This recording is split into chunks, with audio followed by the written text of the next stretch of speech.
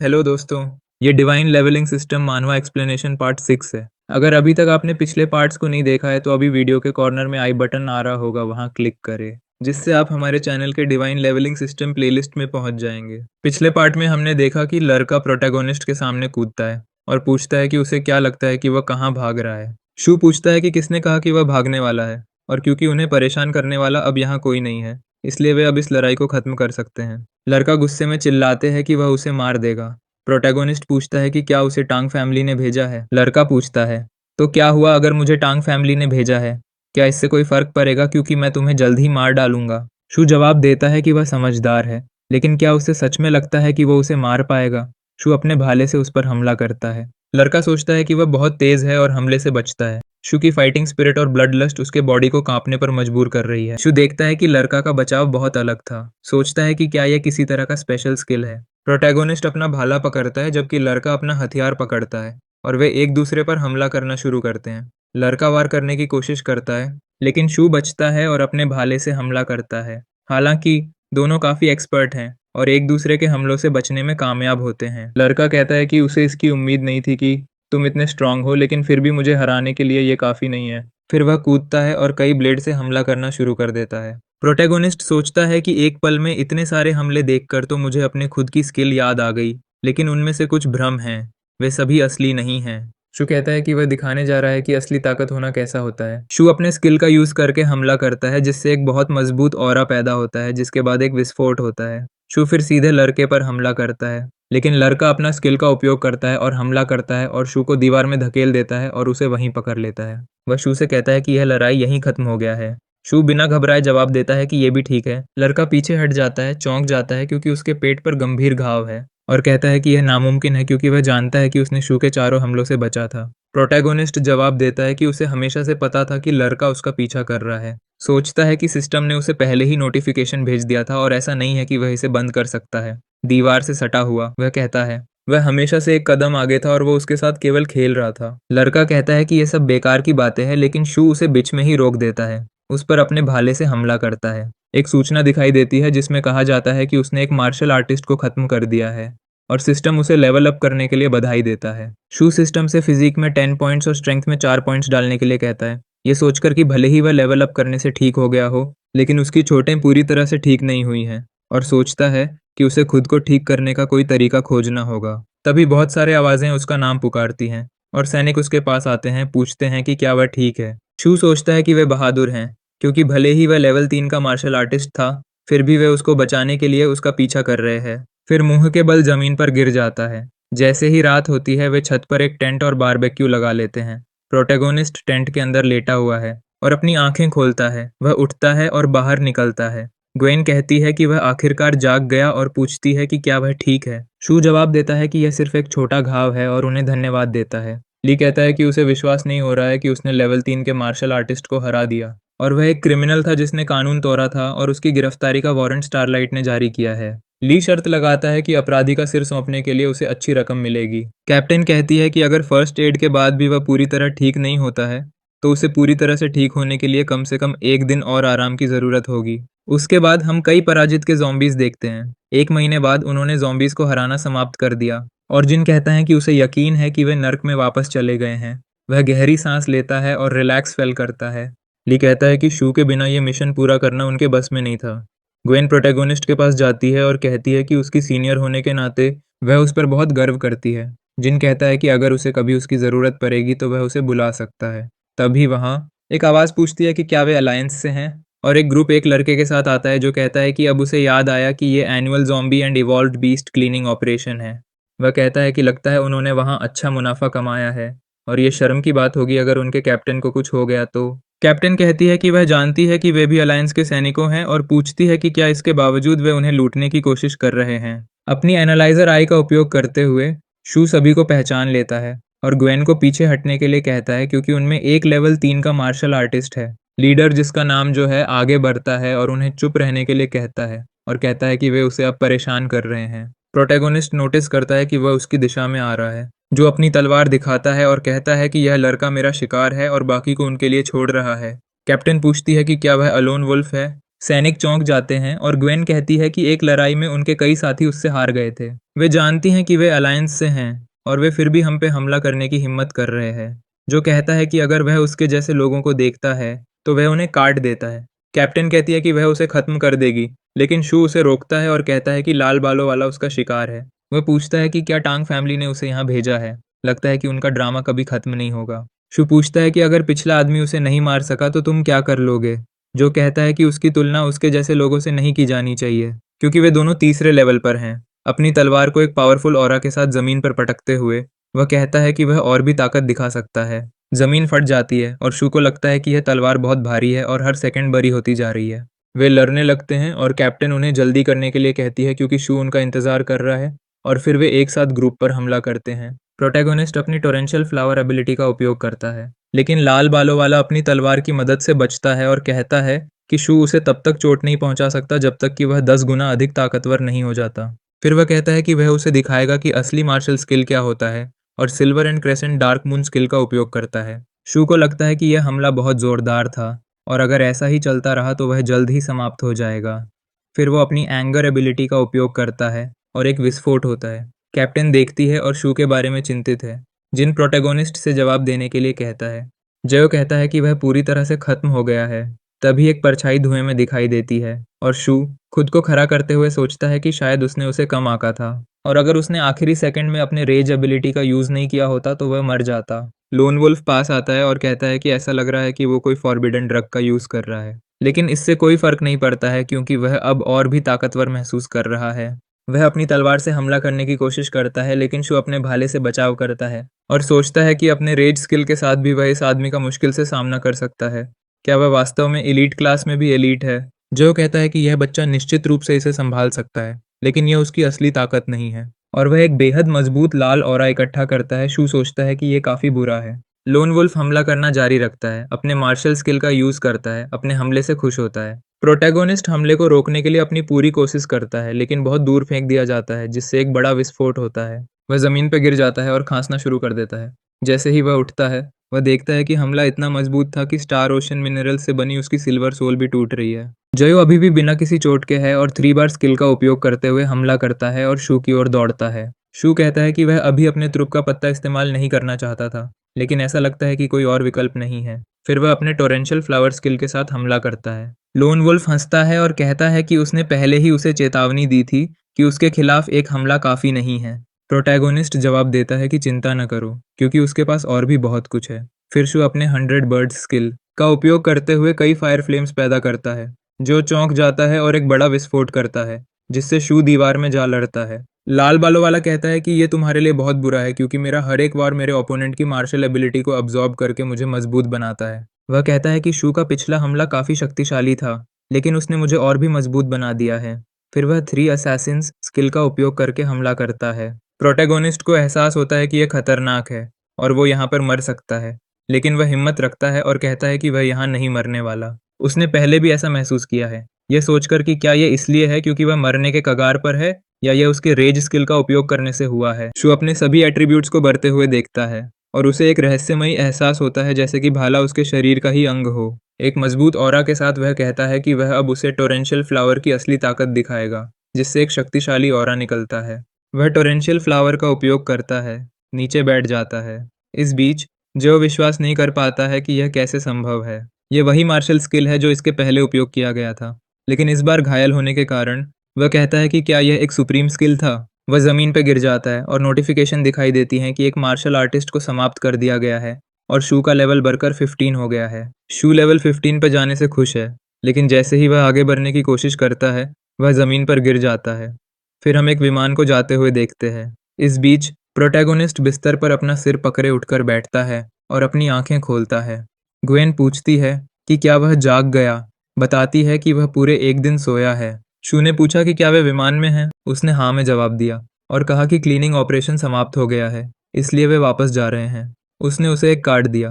Protagonist ने पूछा कि यह क्या है, और कैप्टन देती है कि कार्ड में जो को खत्म करने के लिए इनाम के रूप में 3 मिलियन अलायंस कॉइन है। उसने यह भी कहा कि उसने ही उसका नाम दिया था। शू ने उसे धन्यवाद दिया और कहा कि वह अब अपने हथियार ठीक कर सकेगा। ग्वेन कहती है कि उसने उसे पैसे दिए और वो उसे ट्रीट देने के बारे में भी नहीं सोच रहा है और उसे कंजूस कहती है। प्रोटैगोनिस्ट शर्मिंदा महसूस करता है और कहता है कि यह सब उसके मदद से हुआ है और उसे धन्यवाद कहता है, ये पूछते हुए कि वह कैसे एहसान चुका सकता है। ग्वेन उसका हाथ छूती है और कहती है कि उसने ज़्यादा कुछ नहीं किया है। करीब आते हुए वह पूछती है कि क्या वह डेट पर उसे ले जाने के लिए तैयार है। शु घबराया हुआ जवाब देता है कि वह अभी भी हाई स्कूल का छात्र है और उसे अपनी पढ़ाई पर ध्यान देने की ज़रूरत है। कैप्टन पीछे हट जाती है और कहती है कि वह नासमझ है। विषय बदलने के लिए इतना शु पूछता है कि आज कौन सा दिन है। वह जवाब देती है कि आज 12 तारीख है और पूछती है कि क्यों, क्या हुआ है। शु बिस्तर से उठता है और कहता है कि आज परीक्षा का आखिरी दिन है, इसलिए उसे जल्दी करने की ज़रूरत है। ग्वेन कहती है चिंता मत करो क्योंकि एग्ज़ाम सुबह 4 बजे हैं और वे आराम से समय पर पहुंच जाएंगे। वे मिलिट्री एकेडमी के एयरपोर्ट पर पहुंचते हैं। वहां लीडर स्क्वाड्स और मरे हुए और बचे हुए लोगों की संख्या की घोषणा करता है। जैसे ही लीडर उनके स्क्वाड्स के पास पहुंचता है, वह क्लीनिंग ऑपरेशन के दौरान उनकी कड़ी मेहनत के लिए सभी को धन्यवाद देता है और लीडर ने उन सभी को एक मेडल दिया। शू देखता है और सोचता है कि उसे फेडरेशन से एक मिलिट्री मेडल मिलेगा और प्रत्येक मेडल का एक यूनिक आइडेंटिफिकेशन कोड होता है। मेडल होने से डेली लाइफ में कई तरह के फायदे मिलते हैं, यहाँ तक कि पुलिस को भी सावधान रहना पड़ता है कि वे आपके साथ कैसा व्यवहार कर रहे हैं। लीडर उसके पास जाता है और कहता है कि इस ऑपरेशन में उसका प्रदर्शन वास्तव में असाधारण था और उसकी वजह से स्क्वाड की सर्वाइवल रेट सबसे अधिक थी। उसने अकेले ही एक लेवल 3 के कुत्ते और 2 वांटेड क्रिमिनल्स को भी मार गिराया। सैनिक आश्चर्यचकित हैं कि शू एक तीसरे लेवल के मार्शल आर्टिस्ट को खत्म करने में सक्षम था। लीडर उसके स्किल और ताकत के लिए उसकी प्रशंसा करता है और पूछता है कि क्या वह उनकी सेना में शामिल होने में रुचि रखता है। प्रोटैगोनिस्ट जवाब देता है कि वह ये ऑफर लेने में हिचकिचा रहा है क्योंकि वो अभी भी हाई स्कूल में है और अपनी स्टडी जारी रखने और कॉलेज जाने की योजना बना रहा है। लीडर हंसता है और कहता है कि वह भूल गया था कि शू सिर्फ एक छात्र है, लेकिन बोलता है कि अगर वह कॉलेज से ग्रेजुएट होने के बाद उनके साथ जुड़ने में रुचि रखता है तो उसका हमेशा स्वागत किया जाएगा। ग्वेन उसको पसंद करने लगती है क्योंकि शू अपनी पढ़ाई के बारे में चिंतित है, फिर भी रैंक 3 मार्शल आर्टिस्ट को हराने की ताकत रखता है। शूली को गले लगाकर अलविदा कहता है और कैप्टन पूछती है कि क्या वह उसे अलविदा नहीं कहने वाला है और फिर वह उसे गले लगाती है और कहती है किसने सोचा होगा कि फाइटिंग में इतना भयंकर आदमी इतना शर्मीला होगा। तुमको हमसे आगे भी मिलना चाहिए, चाहे भविष्य में तुम्हारी स्थिति कैसे भी बदल जाए। उन साथियों को मत भूलना जिन्होंने अंत तक तुम्हारे साथ लड़ाई लड़ी है। इस बीच एकेडमी में फाइनल टर्म कंपटीशन चल रही है। अनाउंसर 20 पार्टिसिपेंट्स का अरीना में स्वागत करता है। प्रोफेसर सोचता है कि प्रोटैगनिस्ट अभी तक नहीं आया है और उसे चिंता है कि अगर वह भाग नहीं लेता है तो उसे एकेडमी से निकाल दिया जाएगा। रेड हेयर पूछता है कि वह ट्रेनिंग के लिए कहाँ गया था क्योंकि उसे गए हुए काफ़ी समय हो गया है और वापस नहीं आया है। लुओ सुझाव देता है कि हमें थोड़ा और इंतज़ार करना चाहिए और तब तक वे लड़ाई देखते हैं। एक छात्र को अरीना से बाहर फेंक दिया जाता है और मेडिकल टीम उसकी मदद करने के लिए दौड़ती है।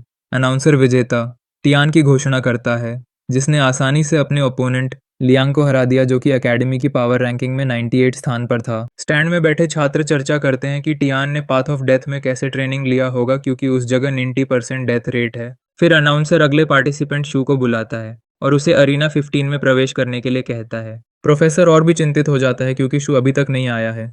अनाउंसर पूछता है कि क्या शू यहाँ पर है। इस बीच उसका ओपोनेंट चेन सोचता है कि यह लड़का वास्तव में कितना शक्तिशाली होगा। अनाउंसर कहता है कि अगर शू अगले 10 सेकंड के भीतर एरिना 15 में नहीं आता है तो उसे डिस्क्वालीफाइड कर दिया जाएगा। शू जवाब देता है कि इसकी कोई ज़रूरत नहीं है और छलांग लगाकर एरिना में उतरता है।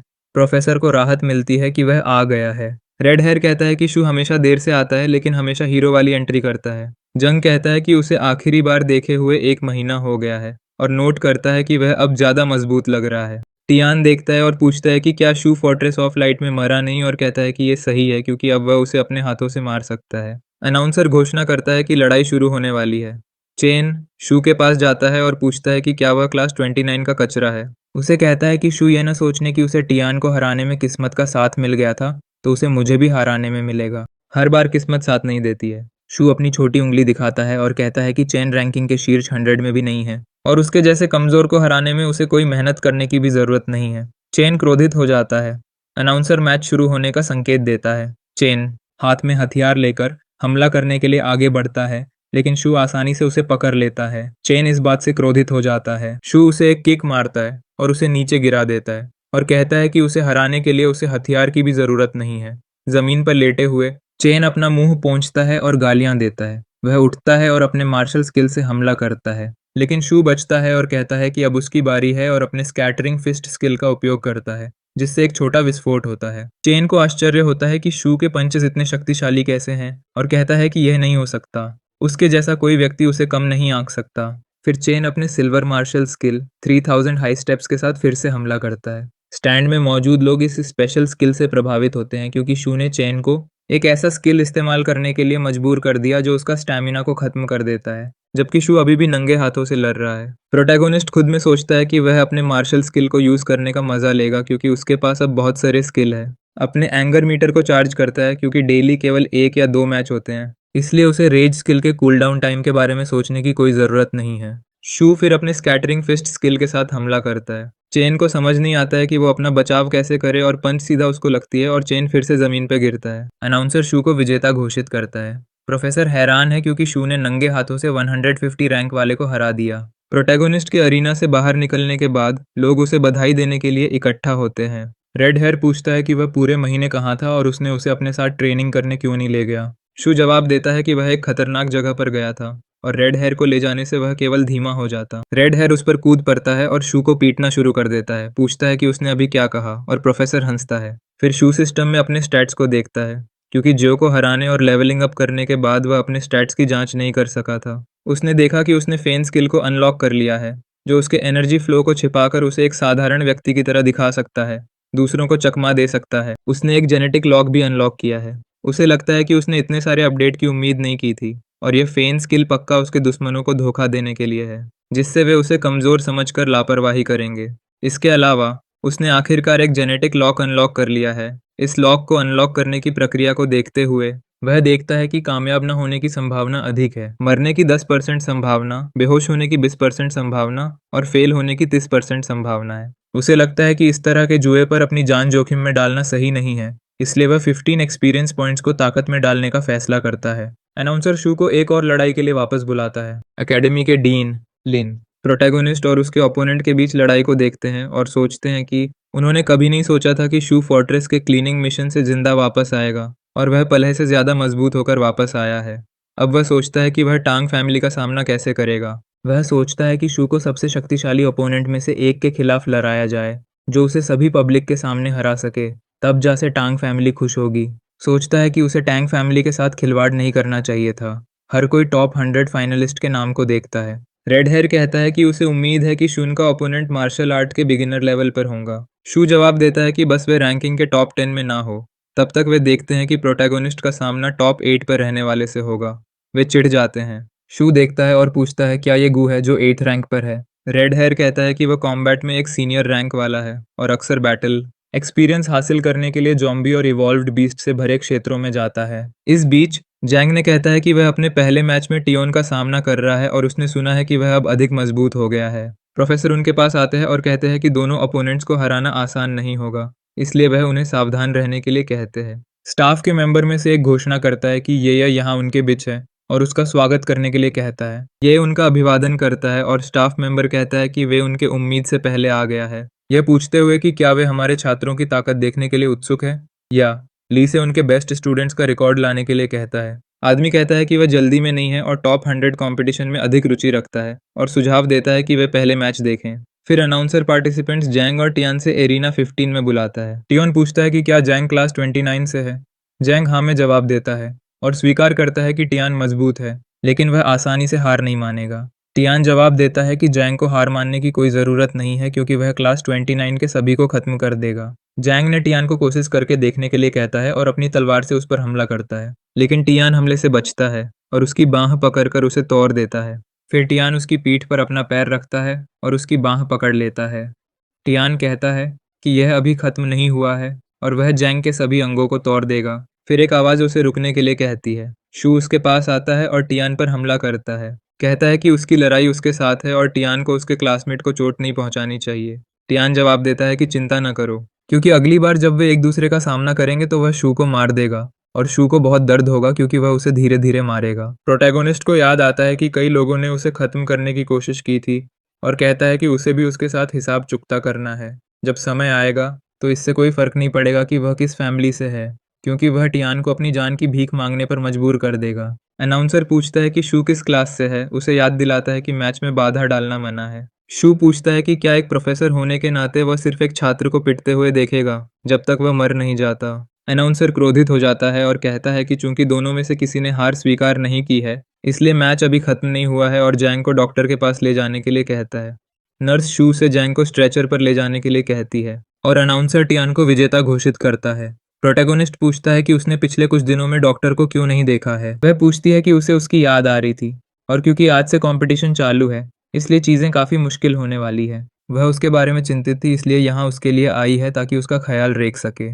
स्ट्रेचर पर लेट हुए जैंग अपना हाथ उठाता है। उसकी आंखों में आंसू भर आते हैं और कहता है कि वह इसे स्वीकार नहीं कर सकता, क्योंकि वह एक ही बार से हार जाने का विचार असहनीय है। वह शू को चेतावनी देता है कि जब वह फिर से उसका सामना करे तो सावधान रहे। शू कहता है कि वह उसे सबक सिखाएगा। अनाउंसर फिर शू और गू को एरिना 9 में बुलाता है। प्रोटैगोनिस्ट कहता है कि अब उसकी बारी है और वहां चला जाता है। उसके आसपास के लोग उसे गुड लक बोलते हैं। जैसे ही वह एरिना के पास आता है, वह अपने ओपोनेंट को पहले से ही एरिना में पाता है। डीन मैच की काफी इंटरेस्ट के साथ देखता है। एरिना में पहुंचने के बाद गू पूछता है कि क्या शू पॉपुलर है अपनी एनालाइजर आई का उपयोग करते हुए। शू नोट करता है कि गू केवल 18 की उम्र में लेवल 2 का मार्शल आर्टिस्ट बन गया था और अभी उसकी ताकत जो के समान है। उसे एहसास होता है कि यह कोई आश्चर्य की बात नहीं है कि गू पूरे एकेडमी में 8th रैंक पर है। अनाउंसर बिना किसी हिचकिचाहट के मैच शुरू करने के लिए कहता है। गू अपने हथियार के साथ आगे बढ़ता है और जमीन पर वार करता है, जिससे जमीन टूट जाती है। एरिना का फर्श स्टील जैसी मजबूत एक विशेष पत्थर से बना था। प्रोटैगोनिस्ट चौंक जाता है और सोचता है कि गू ने सिर्फ एक बार से एरिना कैसे तोड़ दिया, अभी भी हैमर को जमीन पर रखे हुए। गू कहता है कि चाहे वह कितना भी तेज क्यों ना हो, वह मेरे हैमर से अपना सिर कुचलने से नहीं बच पाएगा। वह शू से वादा करता है कि वो उसे बिना दर्द के मौत देगा। अनाउंसर कहता है कि यह एक भयंकर हमला था और पूछता है कि क्या शू अपनी स्थिति बनाए रख पाएगा। योंग ने पूछा कि क्या शू गू के खिलाफ लड़ रहा है और कहता है कि वह पक्का मारा जाएगा। नर्स उसे चुप रहने के लिए कहती है और रेड हेयर उसे उंगली दिखाता है। योंग जवाब देता है कि कोई भी व्यक्ति ये देख सकता है कि शू हारने जा रहा है और यदि वह जीतता है तो वह एरिना को खा जाएगा। डॉक्टर कहती है कि वह बाद में अपनी बातों से मुकर नहीं सकता। तो इस वीडियो में इतना ही। अगर आपको वीडियो पसंद आया हो तो वीडियो को लाइक और इस चैनल को सब्सक्राइब करें और हाँ, बेल आइकन दबाना ना भूलें ताकि इस वीडियो का अगला पार्ट आपसे मिस ना हो जाए। और आपको इस वीडियो में क्या अच्छा लगा नीचे कमेंट में बताएं। आपकी राय जानकर खुशी होगी। Thank you for watching till the end. मिलते हैं इसके वीडियो के अगले पार्ट में।